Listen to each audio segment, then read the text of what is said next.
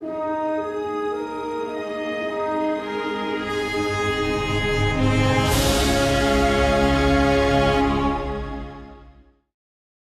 right. I'm Angela Giles, the host of Savage Angel Podcast, and we're here with Sheva Hosseinzadeh. Hopefully, I didn't mutilate your name today in this new episode. Did I get it right? A little bit, Angela. It's Hosseinzadeh, but Oh, close enough. And thanks for trying. I know it's not easy. yeah, well, you know how that is. And so today we were having a little bit of a joke beforehand. I was saying I am like not the greatest at names, and we're just having fun today. So here we are. So Shiva, before we dive into our topic of the workforce in the commercial real estate today, do you mind sharing what your special sauce is and what you do and what makes you amazing? Oh, thank you. I like that. What makes you amazing? I am a commercial real estate agent here in Long Beach, California. I'm one of the principals of our firm. I became an owner a couple of years ago, and our office is Coldwell Banker Commercial. So we're with the Coldwell Banker Commercial brand. And we do sales and leasing of all commercial properties that are non-residential. They're not single family homes. Anything that is an office building, retail, multifamily, or industrial property is what we specialize in. That's a lot, and it's very, very cool. I love it, and I'm really glad that you were able to make it and come on today because there's so many shifts that are happening, over the past couple of years, but even more so, it feels so rapid, and really with the workforce today. So, you've been in the commercial real estate game for a decade. How are you seeing or feeling the biggest shift that's taking place right now in the workforce? How is that? With Yeah. Yeah, there's a lot of shifts happening, and it's coming from two separate angles. I look at it from my company level and from what's happening with the agents that are in the industry. And then I also look at it from a second standpoint from all the businesses that we represent and the shift that's happening and affecting them. So from an agent standpoint, I'd say, when the market is strong and it's good, everybody wants to do real estate. Now, commercial is a little bit more challenging. It's not as easy to get in. There's a lot more barriers to entry, and it's not as easy to leave as well. But there are people actually that are considering leaving the market because it's been a very challenging 2024 and 2025 year.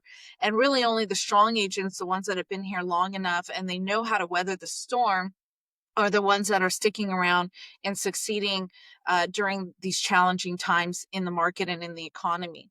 And then we look at it from our businesses that we represent because we work with a lot of national tenants, but we also work with a lot of mom and pop small business owners in either helping them expand or relocate.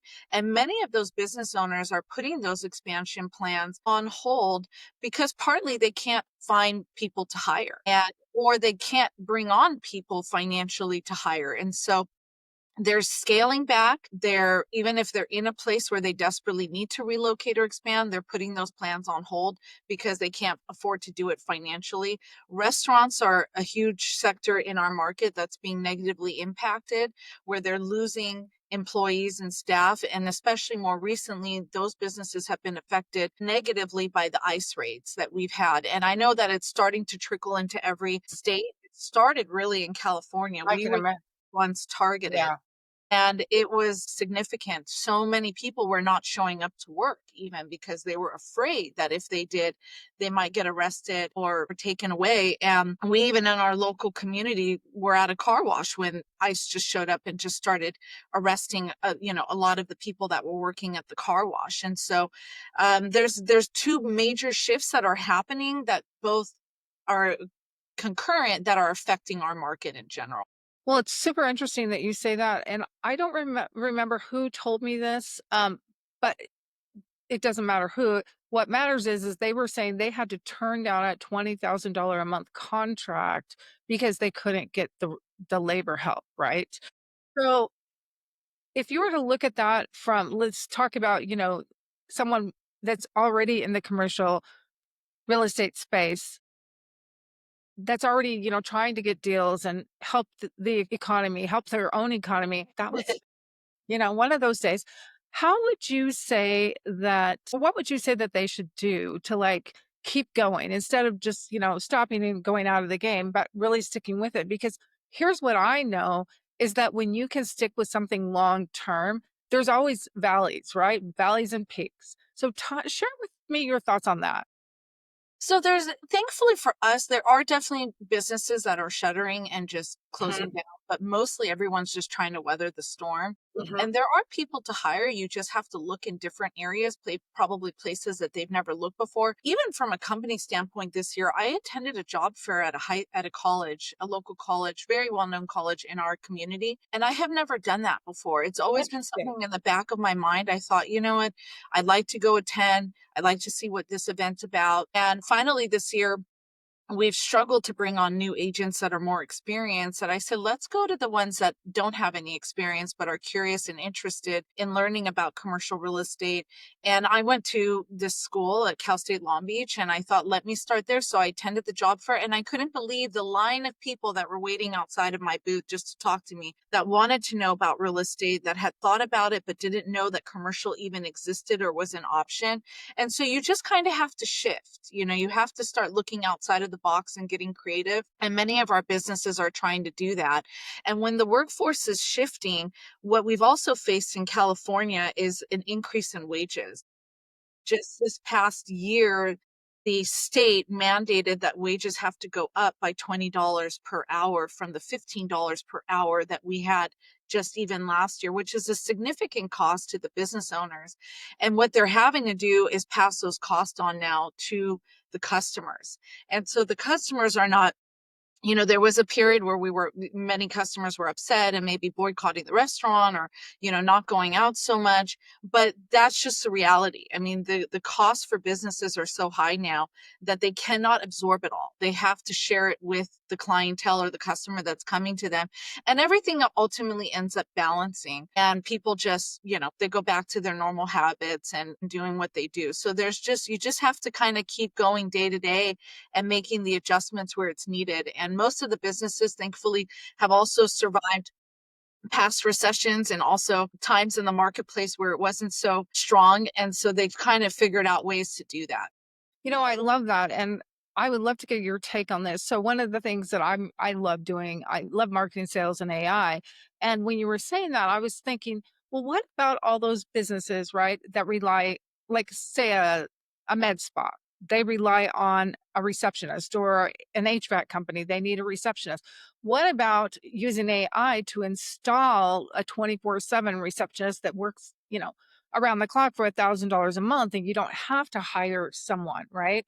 Like, what do you think of things like that to really like enhance if we can't find the workforce that we want in order to a grow the business or scale the business? I'd love your thoughts on that. AI kind of scares me because I think at some point we're going to be there where a lot of jobs are going to start shifting, and computers or AI are going to take that over.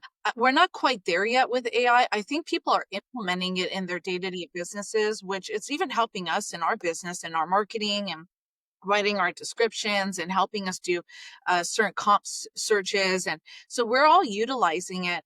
I think that you still can't take away that personal touch. And there are still, significant amount of people that are unemployed that are looking for work. And hopefully those businesses are still going to the workforce that we have before they start considering or shifting to AI or computer to replace those positions. In 5 years from now, would our landscape look different? Maybe. And now there's a lot more conversations with businesses about what's AI proof.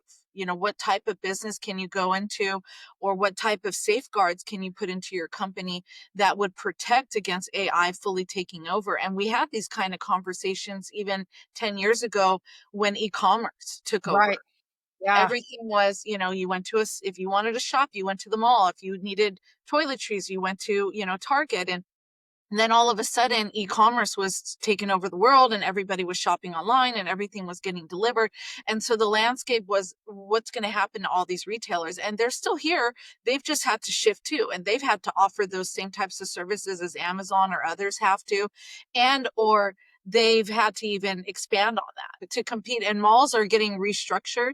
They're more experience space, their outdoor space. And so there's ways to work around. And then now more recently, what can we do that's AI proof? And I just met a guy the other day. He said he's going into the dry cleaning industry or buying laundromats because he thinks that they're AI proof. He said, oh, AI can't take over this type of business. And so he's now buying a series of laundromats and dry cleaners. Well, and even car washes even, like, to some extent. I mean, there's so many out there. You know, I kinda look at it more like I totally hear you and what you're saying, and I can understand every time there's something new, people can have fear around it. I look at it more like I think there's gonna be a balance of AI. Absolutely, like the AI receptionist thing I was talking to you about. I was talking about that with a dear friend of mine that owns a med spa, so when I went and got a few little things done the other day. So I totally relate to what you're saying. However, I also think that if we look at AI in a different way and realize that AI is just a tool to do mundane tasks, if you think of it like that, and that it frees up the human to be more creative and to have a more balanced life. And well, I don't even know if balance for me, just more integration, where my life is not as chaotic and I can breathe more. You know, my husband and I love to go to Europe, and when we go there, it's really about the experience, right? People, it's just a different culture, a different way of living, and I really think that AI could bring some of that here. The other thing I will tell you too, is you brought up something, and I'm like, you totally hit it on the head. Yes, there's so much online shopping, but I will tell you, even when I can put an AI thing on my face and it tells me wear this makeup or wear buy this outfit, I absolutely love going to the store and try having someone put a little bit of makeup on me, buying my clothes because of the experience. So I think it's gonna shift things, but I think we'll be a little more surprised on how, because we have a say in how that will affect us and impact us, if that Yeah. makes any sense.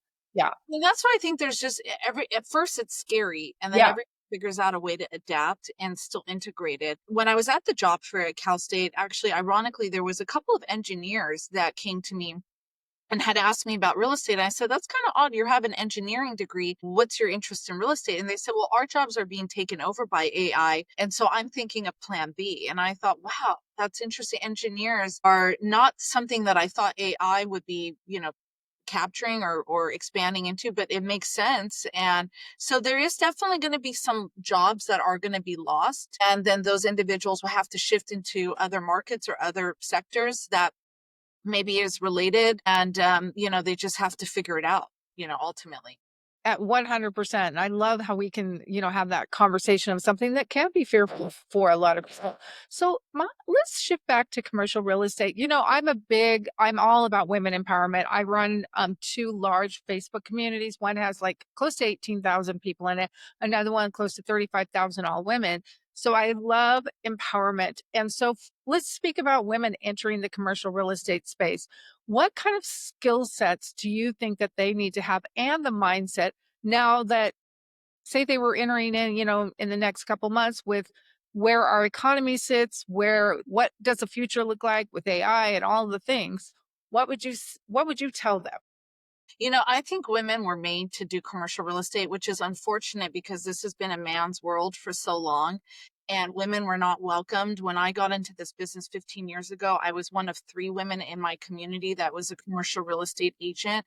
One of those three was my mentor and partner, Becky Blair, who has been in the business for 35 years. And she was the only woman at that time doing commercial real estate. And so it took a long time for women to create space here. I'm proud to say that our office has more women than any other firm in our market. We've got multiple other national type commercial offices within our community, and we have the largest amount of hired women that are in this industry that are commercial agents. We value women in this business, and I'd say the skill that I think there's two that really set us apart from men. We are multitaskers. We know how to multitask, and sometimes these men really struggle because I will be doing three things at once and I can get them all done and do them, with ease, and these guys have to focus on one thing at a time, which I think, unfortunately is inefficient.